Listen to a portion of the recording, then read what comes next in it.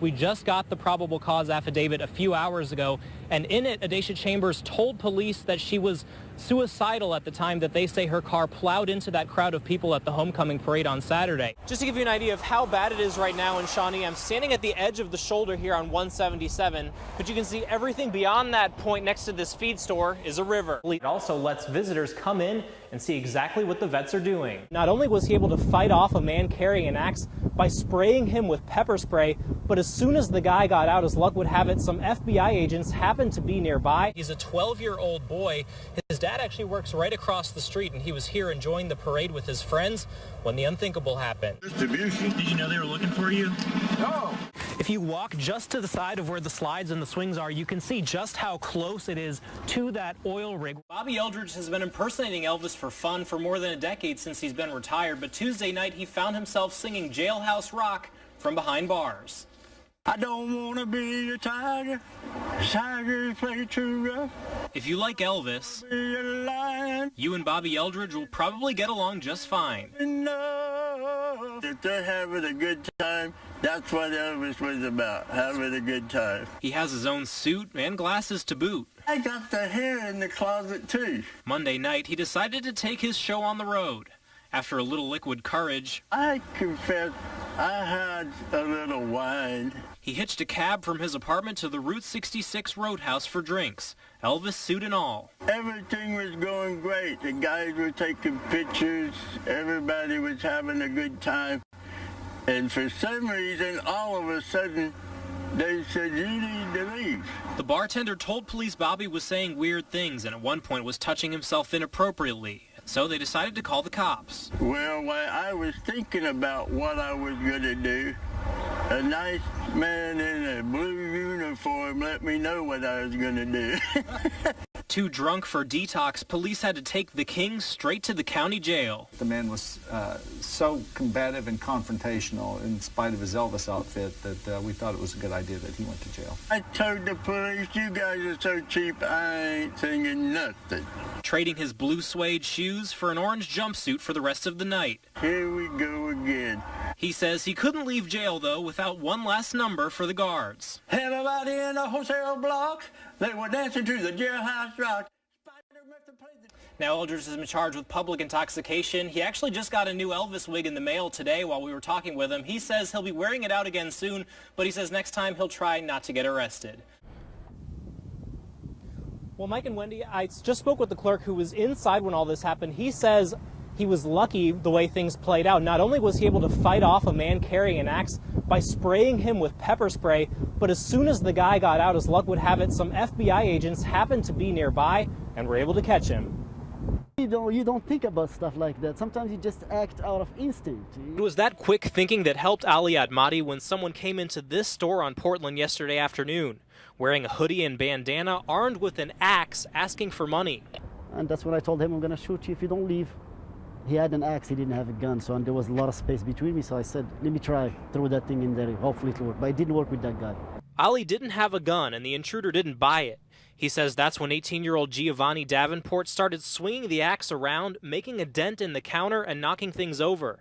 As Ali started handing over the cash, he saw an opening to break out the pepper spray. I saw his eyes, the only thing I could think of was spray him. You know, I didn't think about the axe or nothing, to be honest. Blinded in the eyes, Davenport stumbled away, running off and dropping the axe. Unfortunately for him, two FBI agents who happened to be nearby saw what was going on and caught him. But probably a lot of cars were driving by. They can see somebody with an axe. I don't think a lot of people will stop for that. But FBI agents, those guys they were awesome. On the way to jail, Davenport reportedly said he was only trying to hit the counter, not Ali. And a police report says he was also calling for his mama.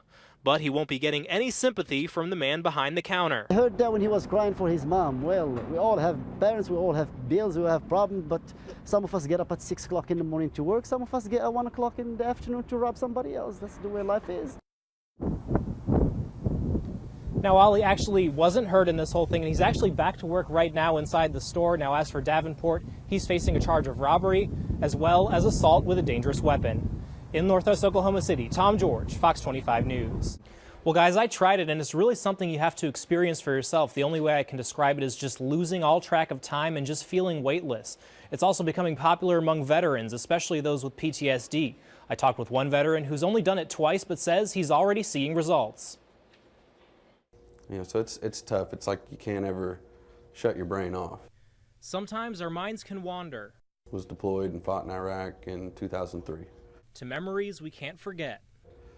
Turned into where you're getting attacked out of the crowd. For Justin Clark, they were memories that changed him when he came home. Before the war, I was always, very outgoing, fun-loving, and after the war, I was more drawn in, distant. Feelings Clark tried hard to shut out. I was drinking a lot to try to, quiet it all. Clark went to psychiatrists and other therapy, all to try and help with his PTSD. He says it was time out on the water with family that began to help. I'd get out and fish and, and experience some healing there, because I could really get out and relax and let go and I think that's where the turnaround started for me. But between work and family, every day can't be a fishing day. Instead, Clark has found a new way to relax. I work downtown, so it's easy for me to run up here on a lunch hour and get a float in. He's talking about floating. At Float OKC in Edmond, they use tanks to make people feel weightless and relax. It's a form of sensory deprivation and the first of its kind in Oklahoma. There's 900 pounds of Epsom salt dissolved into 200 gallons of water, and that just makes the water so dense that anyone can float on the surface effortlessly, just like a cork. After showering and getting ready, the lights go out, tank is shut, and the float begins. Sitting in silence at least an hour at a time.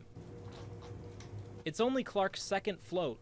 He says it's something you have to try yourself to understand. It's hard to explain. I mean, it's almost like dreamlike states. You might see some vivid colors while you're in there in the pitch black dark, but it was extremely relaxing. Although some might think an enclosed space would trigger PTSD, Float's owners, who are ex-military themselves, say it's done the opposite. The primary thing is just the peace and quiet, and the relaxing, peaceful experience helps them quiet their mind and really process some of the things they may be working through. And while it's not an answer to life's problems, it's more than a Band-Aid. I think after repetitive sessions, can certainly help you kind of keep a steady, even keel. it is a nice escape. I still have my moments where I struggle, but I've learned how to live with it.